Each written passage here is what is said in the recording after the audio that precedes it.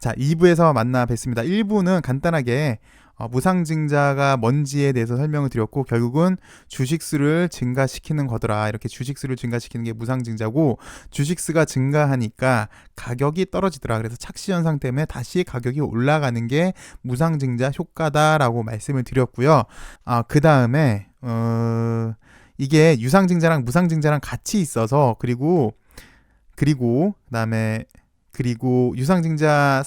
유상증자에서 청약을 해서 입고된 날짜는 6월 19일인데 신주 배정 기준일이 6월 4일까지 보유를 해야 돼요. 근데 이 갭이 이 시간적인 차이가 생기잖아요. 그래서 내 주식 계좌에는 받을 수 있는 유상증자도 포함이 되는데 이 주식이 내 계좌에는 안 찍혀요. 그래서 요것도 포함을 시켜야 된다라고 말씀을 드린 거고요. 그리고 요런 경우의 수가 여러 가지가 있잖아요. 내가 모두 청약한 경우, 그다음에 일부만 청약할 수도 있고요.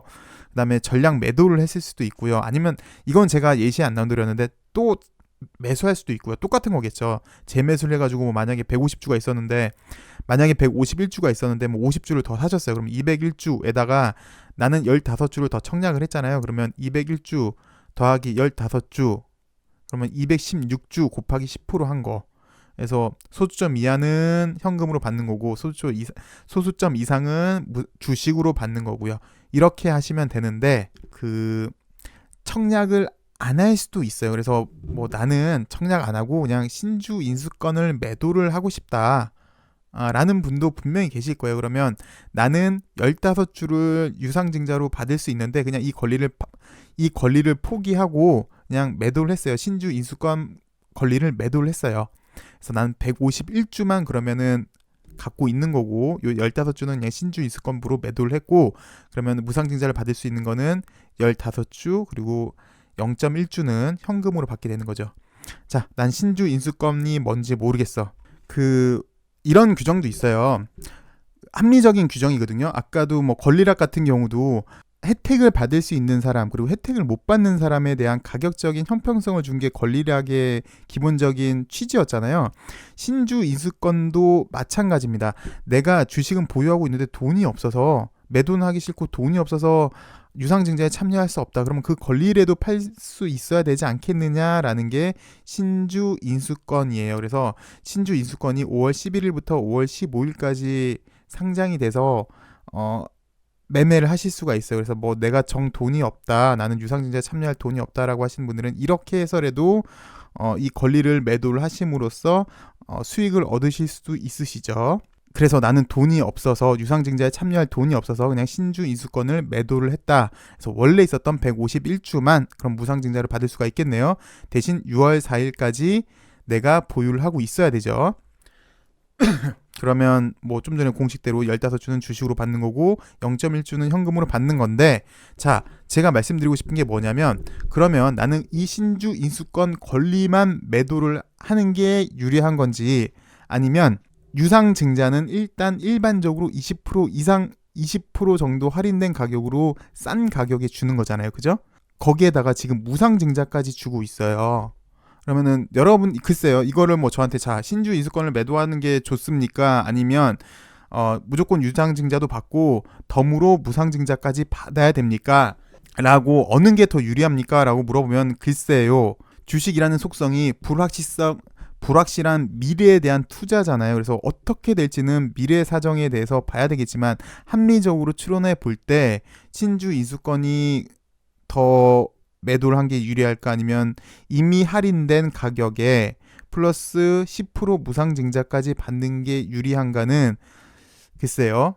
뭐 만약에 내가 돈이 없으면 당연히 이렇게 해야죠. 근데 이게 좀 더 낫지 않을까요? 왜 그러냐면, 좀 전에도 말씀드렸지만 청약일은 5월 28일부터 5월 29일까지예요. 그래서 유상증자 할 때 권리락 다음에 오늘 권리락이 있었는데 어떻게 돼요? 빠지는 경우, 일반적으로는 유상증자 목적이 안 좋으면 좀 많이 빠져요. 근데 LB 같은 경우는 투자를 위한 거잖아요. 미래를 위한 투자이기 때문에 어느 정도 지지가 된 것 같아요. 그리고 이제 기회를 보고 있는데, 유상증자의 특징은 있어요.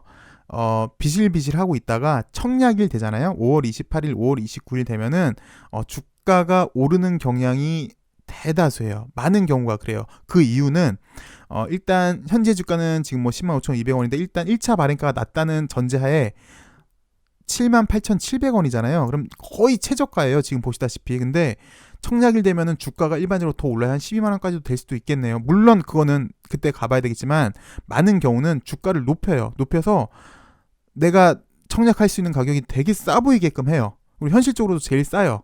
그래서 일반적으로는 청약일날 이렇게 올리는 경향이 있거든요. 근데 지금 보시면 그래서 조심스럽게 5월 28일, 5월 29일 날은 올릴 가능성도 높고 또 게다가 6월 4일까지 보유를 해야 되잖아요. 근데 LB는 보시면 글쎄 NDA 신청이 정확히 언제인지는 회사에서 밝히지는 않았는데 어느새부터 코로나가 좀 유행한 이후부터는 하반기라고 얘기를 하고 있어요. 그래서 제가 오늘 또 이게 정정 신고서가 나왔더라고요. 어저께. 근데 저는 좀 전에 제가 살펴봤거든요. 근데 몰랐던 것들이 몇 개 있습니다. 보니까 이 위암 1차 치료제 글로벌 임상 3상 비용이라는 게 생겼네요. 원래 간암 1차였는데 그래서 예전에 왜 2달 전인가 기억나시죠? 그래서 캄렐리주맙이랑 위암 1차 치료제가 뭐 효과가 좋다라는 뉴스가 나왔는데 그때 막 회사에서 막 반박하고 재반박하고 기억나시죠? 근데 그게 지금 보니까 이렇게 올라왔어요. 신고서에 위암 1차 치료제 이것도 글로벌 임상 상상으로. 그러니까 왜 간암 제가 말씀드렸을 때 위암 1차 치료제가 캄렐리주맙이랑 좋아서 간암 1차 치료제처럼 글로벌 1상, 2상 패스하고 곧장 3상으로 갈 가능성이 높다고 몇 번 말씀드렸던 적이 있잖아요. 아마 그렇게 되는 것 같아요. 일단 이렇게 뉴스에는 공식적으로 안 나왔는데 정정신고서에는 이렇게 나왔더라고요. 그리고 또 보니까 여기 NDA 절차 진행 및 소요자금, 마케팅 비용 뭐 여기 2020년 2분기라고 일단 뭐 예정은 이렇게 계속 얘기를 하고 있고 또 올해 3분기를 보니까 신약 후보 물질 라이센스인 뭐 이런 얘기도 있고 또 보니까 신약 후보 물질 B에 대한 내용은 주요 영업 기밀 사항으로 공개할 수 없으며 향후 진행 상황에 따라 성실히 내용을 공지하겠습니다. 왜 지난번에 회사에서 공시를 했죠. 당장 매출이 일어날 수 있는 신약 후보 물질은 이미 라이센스 인을 했어요. 어필리아. 그리고 신약 후보 물질 B 뭐 뉴스 상에는 현재 그냥 시장에서는 예측치는 캄렐리주맙이긴 한데 나봐야 아는 거겠죠. 뭐 그냥 예측치만 그런 거고 정확한 건 뭐 봐야 알겠죠. 어쨌든 이렇게 말씀드린 이유가 하반기 때 이렇게 굵직굵직한 호재 뉴스들이 많이 있잖아요. 플러스 또 이뮤노미건도 있고요. 등등등 호재거리가 많은데 글쎄 이게 저도 뭐 지금 제가 뭐 몰아가는 방향인 것 같긴 합니다. 제가 말을 하고 보니까 자 신주 인수권을 매도를 하는 게 유리한지 아니면 유증 할인된 가격에 무증까지 받고 6월달이면 여러 가지 이벤트들도 많은데 내가 주식을 보유하는 게 좀 더 이롭지 않느냐 하물며 차트를 보니까 물론 어디까지나 예측치입니다. 어떻게 될지는 어떻게 될지는 그때 가봐야 아는 게 정상인데요. 다른 기간 조정도 양호하게 했고 등등등 여러 상황을 보니까 좀 좋아질 거라고 예상이 된다고 지금 제가 말씀드리고 있는데 그건 뭐 물론 이제 나중에 돼봐야지 아는 건데 어쨌든 요거는 여러분이 한번 판단을 해보세요. 내가 저 기간 동안 신주 인수권을 매도할 수 있는 기간 동안 매도를 해서 내가 당장 수익을 내는 게 좋은 건지 어쨌든 나는 뭐 유상증자에 참여할 돈이 한 푼도 없다라고 하시면 이거라도 하시는 게 낫고 아니면 그래 유증 할인도 받고 무증까지 받고 뭐 이게 좋겠다 싶으면 이제 이렇게 하시는 거예요. 자 이렇게 무상증자에 대해서 좀 알아봤습니다. 뭐 어려울 건 없어요. 하나도 어려울 건 없는데 요 날짜 때문에 특히 내 계좌에 안 찍히는 것 때문에 좀 어려우실 거예요. 그래서 정리를 해드리면 6월 4일까지는 일단 보유를 하셔야 무상증자를 받을 수 있는 거고요. 유상증자 내가 한 거는 6월 19일 날 계좌에 들어오는데 그 이전에도 계좌에 없어도 유증 가능했던 주식은 무상증자를 받을 수 있다고요. 예, 이걸 좀 말씀드리고 싶고 살짝 깊게 좀 들어가고 싶어요. 요것도 말씀드렸고 무상증자는 어찌되었건 내가 갖고 있으면은 주식 비율이 높아지는 거죠. 물론 유상증자를 참여를 안 하면 뭐 그대로인 거고 유상증자를 받으시면 유증 할인 가격에 무증까지 돼서 내 주식 수가 높아져요. 근데 이거를 나 개인한테 주지 말고 우리 HLB 최고 많이 들고 있는 그분한테 한번 포커스를 맞춰보죠. 그 뉴스가 나왔어요. 꽤 됐는데 정확히는 4월 10일 날 됐네요. 4월 10일 날 대규모 유상증자를 하는데 진 회장은 얼마를 참여를 할까라는 뉴스가 나왔는데, 개인적으로 이 뉴스는 이 당시 때도 제가 한번 언급을 드렸는데, 영상을 찍고 난 다음에 좀 영상을 찍고 한번 생각을 해봤어요.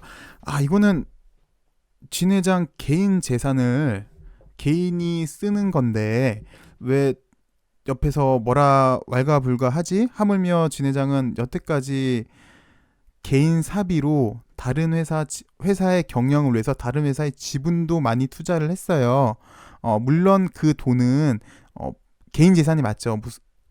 주식담보대출로 한 것도 맞긴 맞아서 우리 투자자들도 알아야 되는 건데, 뭐 여타 다른 대주주들처럼 주식을 고점에서 매도를 한 것도 아니고 이걸 담보대출해서 회사의 경영에 더 이롭게 했는데 왜 왈가불가하지라고, 왜 나는 하물며 주식을 팔지도 않았는데 왜 그러지라고 기분 나쁘게 생각할 수도 있겠더라고요. 이렇게 회사를 위해서 자기 사비를 써서 막 하는 건데 왜 내 주식담보대출 갖다가 이렇게 하지라고 살짝 기분 나쁠 수는 있을 것 같아요. 이게 개인 재산이기 때문에.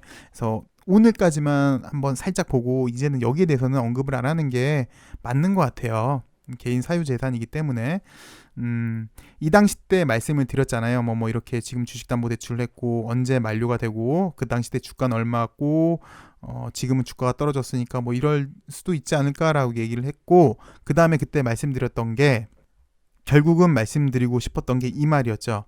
HLB 공시에서는 동지분율은 현 최대 주주의 경영권 유지를 보장할 수 있는 수준의 지분율로 볼 수 없다. 경영권을 위협받을 수도 있다. 라는 얘기겠죠. 경영권을 위협하는 시도 등이 증권신고서 제출이 현재 확인된 바는 없으나 잠재적 경영권 침탈 시도의 유형을 배제할 수 없다라고 명시를 했어요. 근데 좀 전에도 보셨지만 유상증자에 참여하기 위해서는 약 300억 이상의 유상증자를 참여를 해야 돼요. 근데 말이 300억이잖아요. 최소 300억 원이잖아요.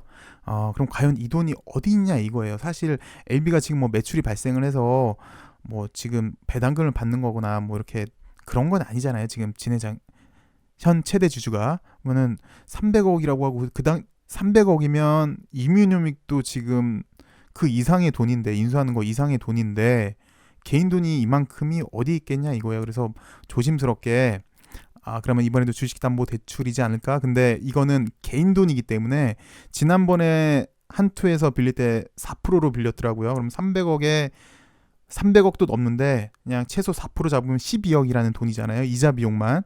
뭐 산술 평균으로 그냥 한 달 내는 이자 비용만 해도 1억이 넘을 거예요.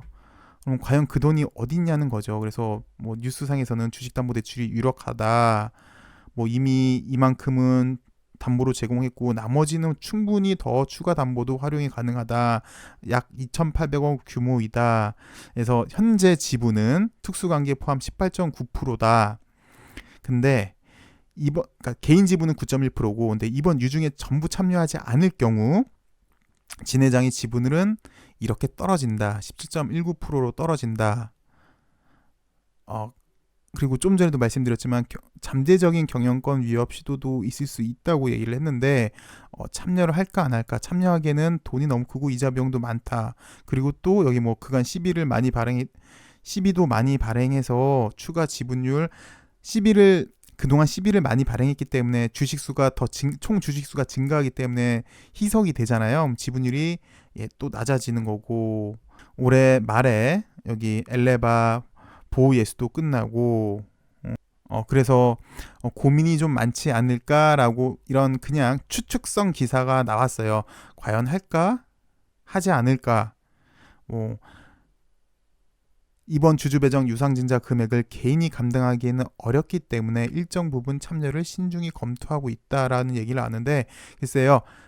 좀 전에도 말씀을 드렸지만 유상증자 그리고 무상증자가 같이 있기 때문에 참여를 안 하시면, 우리 개인도 마찬가지겠지만 여기 최대 주주도 이런 어려움이 있는 것 같아요. 하자니 돈이 많이 필요하고 이자 비용도 부담이 되고, 안 하자니 경영권 위협도 잠재적으로 받을 수 있고, 그냥 이거는 한번 생각해 보자고.